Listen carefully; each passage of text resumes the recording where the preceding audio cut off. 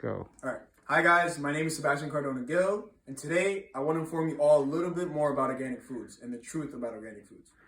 So, as sophisticated mammals, we all know shelter as well as food and water are essential to live.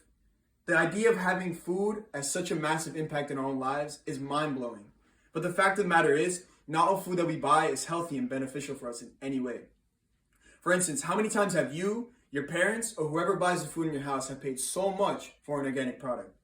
If we were in a classroom right now, I wouldn't be surprised if almost everyone raised their hands. Because like anyone else, I too have been fooled by that little stamp. Take these two products for example. One is organic, and one isn't.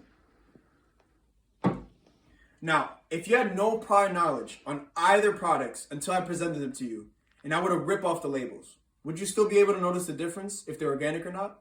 No, because that's the idea.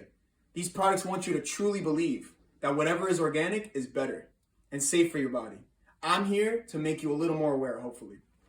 According to the website, med.stanford.edu, a team led by Bravada, a senior affiliate with Stanford Center for Health Policy, and Crystal Smith-Spangler, an instructor in the school's division of general medical disciplines, did the most comprehensive meta-analysis to date of existing studies comparing organic and conventional foods. They did not find strong evidence that organic foods are more nutritious or carry fewer health risks than conventional alternatives, though consumption of organic foods can reduce the risk of pesticide exposure.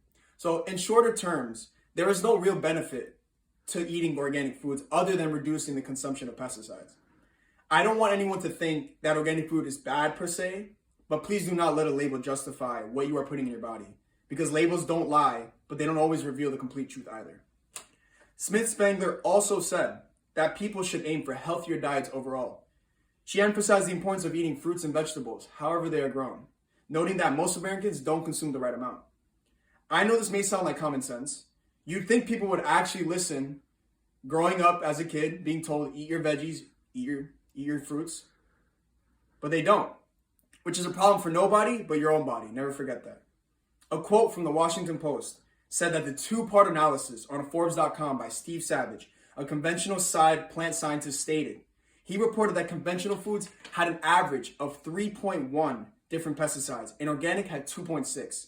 The real numbers, which I downloaded the entire residue database to get, are 3.2 for conventional and 0.8 for organic.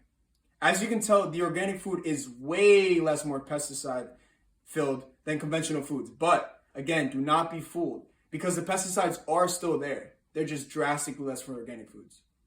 One big shortcoming of the research is that some of the most used chemicals on both conventional and organic foods aren't tested for at all.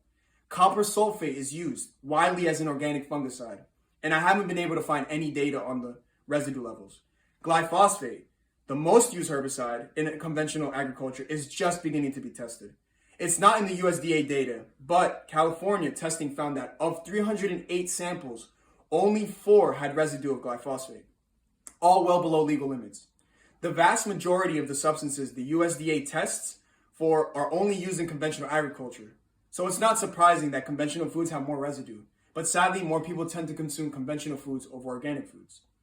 A number of studies proving the nutritional superiority of organically grown produce have garnered mainstream popularity as well.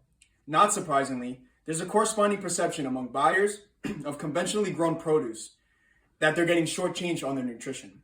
In reality, there appears to be no consistent difference in the content of essential vitamins and minerals in organically versus conventionally grown produce.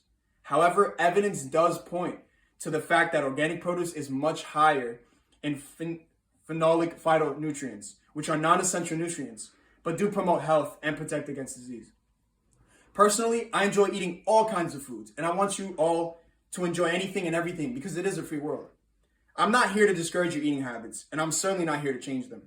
I don't want you all to think I'm encouraging buying or not buying organic foods. I simply want you all to be aware of what you're actually buying and that you're informed correctly on your products in general. Is it more safe? Does it benefit or affect my health? How do I feel after eating this specific food? These are all questions you should keep in mind when buying your groceries because in the end, the only body that should matter to you is your own. And getting the food that makes you truly feel great and healthy on the inside is what really matters. Thank you all for listening.